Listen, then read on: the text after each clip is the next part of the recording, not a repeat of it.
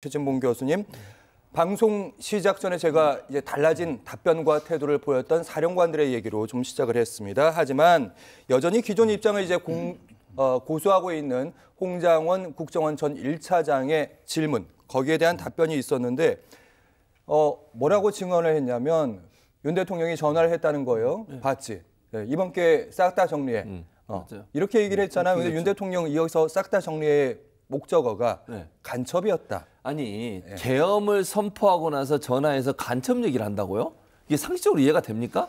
아니, 예를 들어서 홍장원 차장은 간첩 업무를 하고 있는 거 맞아요. 근데 그거는 평상시 하는 일이에요. 늘 국정원 업무 중에 간첩을 찾아내고 간첩이 있으면 그걸 처벌하고 이런 일을 하는 거잖아요. 근데 그런 일을 왜 계엄 선포하고 그런 일을 하는 거죠? 통상 일상적으로 평상시 해야 할 일을 계엄 선포하고 했다는 건 얘기가 납득이 안 되는 거예요.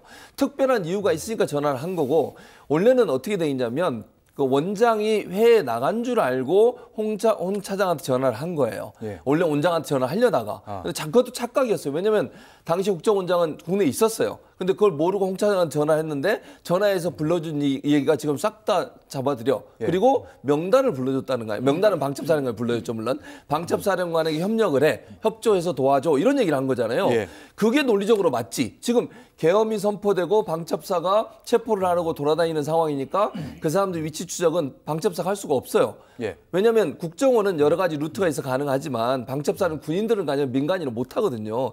그렇기 때문에 그 정보를 얻기 위해서 국정원에 전화하겠다고 생각하는 게 상식적이고 합리적이지. 갑자기 전화해서 비상계엄 선포하고 이 급박한 상황에 지금 국회에 사람들이 들어가나 못 들어가냐 이러고 있는 상황인데 전화해서 간첩 잘 잡아.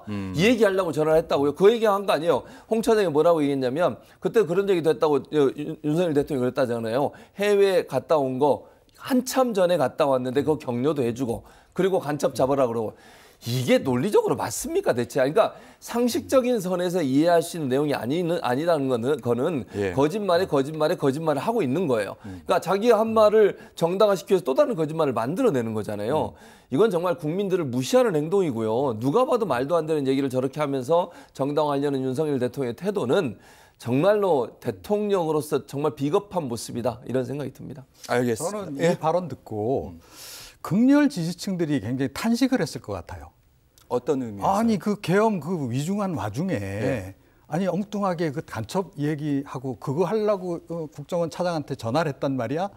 이렇게 했으니 비상계엄이 망했지라고 아마 그분들은 생각할 겁니다.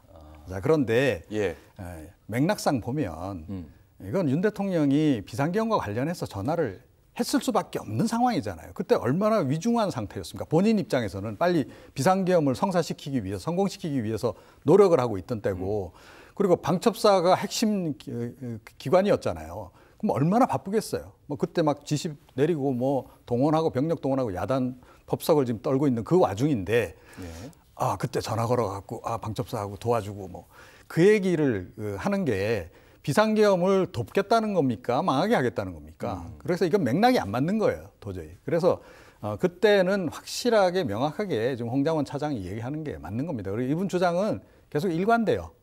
뭐 다소 표현에 조금 뭐 이런 그 차이는 있을지 몰라도 일관된 주장을 하고 있는, 제가 보건대는 그나마 자기 양심에 따라서 진실을 그대로 이야기하고 있는 분은 이분밖에 없는 것 같다. 그렇게 생각합니다. 네, 일관된 진술을 하는 또 증언이 또 계속해서 나오고 있는 사람인데 그 부분에 대해서 저희가 잠시 후에 얘기를 해보도록 하겠고, 윤 대통령 측은 이제 이런 입장입니다. 이종훈 평론가님.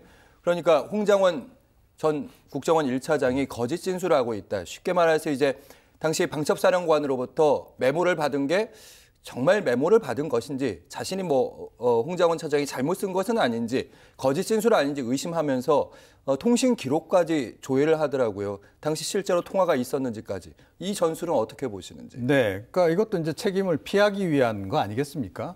그러니까 기본적으로 자기는 이제 비상계엄을 선포를 했으나 비상계엄 이거는 뭐 이제 국회 경고 차원의 그런 거였고. 뭐 그런 식으로 지금 축소화를 지금 최대한 지금 하고 있는 거잖아요.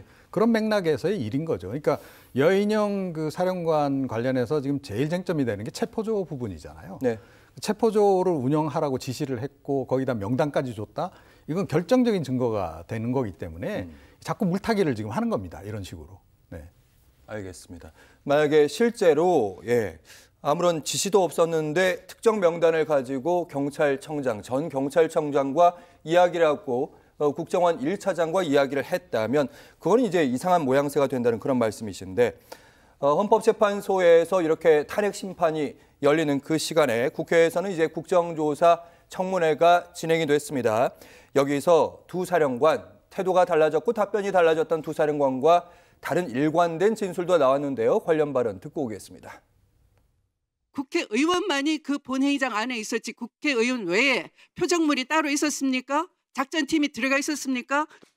요원을 빼내라고 했던 그때 당시의 시점에서는 도저히 그 인원들이 본관에 들어가 있지도 않았습니다. 제가 비상계엄 상황이 발생하기 전이나 그 중간에도 어느 누구로부터 질서를 유지하라, 시민을 보호하라, 경고용이다라는 말을 제가 들은 바가 없습니다.